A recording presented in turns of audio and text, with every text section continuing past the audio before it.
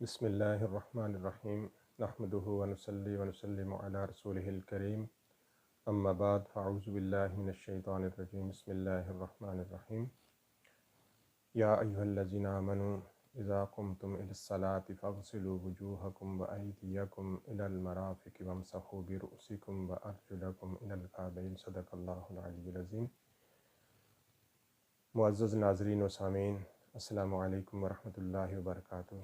میں ہوں آپ کا میزبان حافظ مظہر اقبال نعیمی۔ آپ پروگرام دیکھ رہے ہیں احکام شریعت اور ہماری زندگی۔ میں امید کرتا ہوں کہ آپ سب جہاں کہیں بھی ہوں گے اللہ کے فضل و کرم سے باخیریت ہوں گے، اور میں آپ کے لیے دعا گو ہوں کہ اللہ تبارک و تعالی آپ سب کو اپنے حفظ و امان میں رکھے۔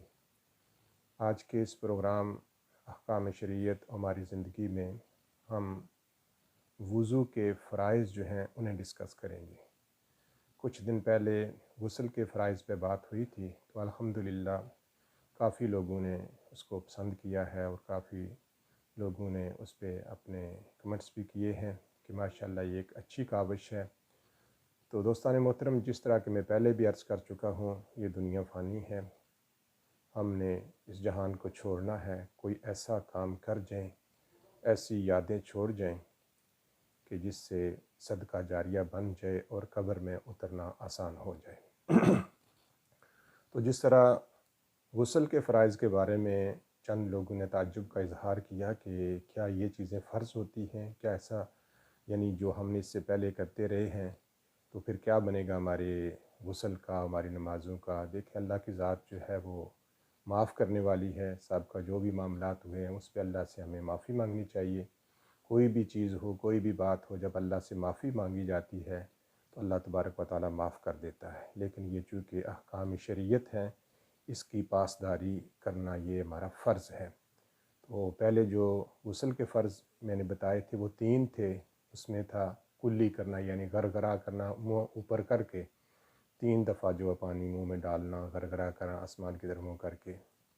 دوسرا جو ہے وہ ناک میں پانی چڑھانا ہوتا ہے۔ تیسرا جو ہے وہ سارے جسم کو تر کرنا۔ میں یہ دوبارہ اس لیے رپیٹ کر رہا ہوں تاکہ سب کو پھر دوبارہ ایک دفعہ سمجھ آ جائے۔ تو اب آتے ہیں وضو کے فرائض۔ یہ وہ چیزیں ہیں جن کے بغیر وضو نہیں ہوتا۔ اگر ان میں سے کوئی ایک بھی رہ جائے یا کوئی بھی خشک رہ جائے، اس جو عضو ہے اس کا کوئی بھی ذرا سا حصہ خشک رہ جائے تو وہ وضو نہیں ہوتا۔ اب میں صرف پہلے آپ کو بتاتا ہوں کہ وضو کے 4 فرض ہیں قرآن کی روح سے، کہ اے ایمان والو، میں ترجمہ اس کا مفہوم بیان کر رہا ہوں۔ ایمان والو، جب تم اب نماز کے لیے اٹھو تو سب سے پہلے اپنا منہ دھو لو، ٹھیک ہے؟ منہ دھونا فرض ہے۔ اس کے بعد اپنی کونیوں کو دھو لو، بازو کو کونیوں سمیت دھو لو۔ پھر تیسرا فرض جو ہے اپنے سر کا مسح کرو۔ چوتھا جو ہے اپنے پاؤں کو ٹخنوں تک، یعنی پہلا فرض جو ہے اپنے منہ کو دھونا، دوسرا فرض ہے اپنے بازو کو کونیوں سمیت دھونا، تیسرا فرض ہے اپنے سر کا مسح کرنا، چوتھا جو ہے وہ اپنے پاؤں کو ٹخنوں سمیت دھو لینا۔ ان 4 چیزوں میں سے جو یہاں بتائی گئی ہیں، ان میں سے اگر کوئی چیز بھی جو ہے اس میں ذرا بار بھی جگہ خشک رہ جائے گی تو سمجھیں وہ وضو مکمل نہیں ہوا۔ اب میں تھوڑا سا پریکٹیکل آپ کو تھوڑا سا بتانے لگا ہوں، اس پہ آپ نے توجہ دینی ہے۔ مثال کے طور پہ منہ کا ذکر ہے۔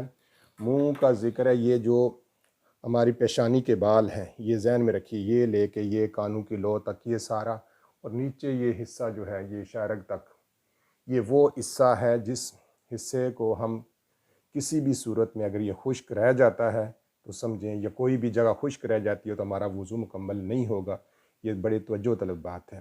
اس کے بعد دوسرا فرض ہے کونیوں سمیت۔ کونیوں سمیت کا جو مسئلہ ہے، یہاں تک بعض لوگ ہوتے ہیں یہاں ان کی جگہ یہ خشک رہ جاتی ہے، یہاں تک بھی وہ کرتے ہیں، بڑی لاپرواہی کا مظاہرہ ہوتا ہے۔ یہاں تک یہ پوری یہ کونیاں جو یہاں تک کونیاں بنتی ہیں، یہ ذہن میں رکھ لیں، یہ پیچھے سے یہاں تک یہ جگہ، اس کو آپ نے خوب جو ہے اس کو تر کرنا ہوگا۔ بعض لوگوں کی یہ جگہ بالکل خشک رہ جاتی ہے، بعض یہاں تک دھوتے ہیں، تو اس کو دھونا ہے۔ یہاں ایک بال بھی اگر ہمارا خشک رہ گیا تو سمجھے کہ وضو مکمل نہیں ہے، فرض ہم نے چھوڑ دیا ہے، فرض اس کا مکمل نہیں ہوا۔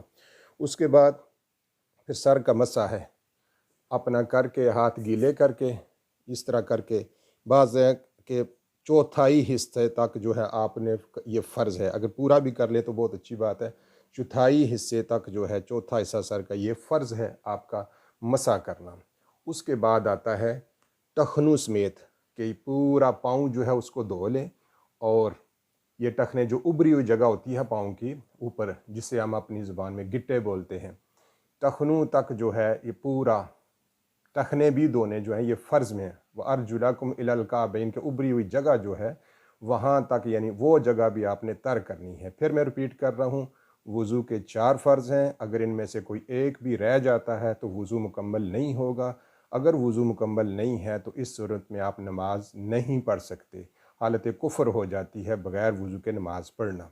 तो पहला फ़र्ज़ है मुँह को धोना, कि ऊपर से पेशानी से ले के नीचे तक, इस एरिए में एक कान से ले के दूसरे कान तक, ये सारा हिस्सा जो है इसको सही तरीके से धोना, कि कोई बाल जो है वो खुश्क ना रह जाए, ये हम पर फ़र्ज़ है। फिर कूनियों समेत बाजू धोना, यहाँ तक फ़र्ज़ है। यहाँ पूरे इस हिस्से तक कोई भी आपका जो है बाल खुश्क नहीं रहना चाहिए, अगर खुश्क रह जाता है तो वज़ू मुकम्मल नहीं है। फिर सर का मसा करना जो है ये भी फ़र्ज़ है। उसमें फिर बाद में चौथा फ़र्ज़ जो है वो है पाँव को टखनों समेत धोना। ये 4 फ़र्ज़ हैं, इनका ख्याल रखना हम सब के लिए बहुत ज़रूरी है। अगर इनमें से कोई एक भी रह जाता है तो फिर समझो हमारा वज़ू नहीं है। अगर वज़ू नहीं है तो फिर समझे कि हमारी नमाज नहीं है। हम कुरान को बग़ैर वज़ू के नहीं छू सकते, ला यमस्सुहु इल्लल मुतहहरून के मिसदाक। हम फिर कुरान को भी उस तरीके से मस नहीं कर सकते। इसलिए इन चीज़ों का ख्याल रखना बहुत ज़रूरी है। अल्लाह तबारक व तआला मुझे और आप सब को अमल की तौफ़ीक़ अता फ़रमाए। अस्सलामु अलैकुम व रहमतुल्लाहि व बरकातुहू।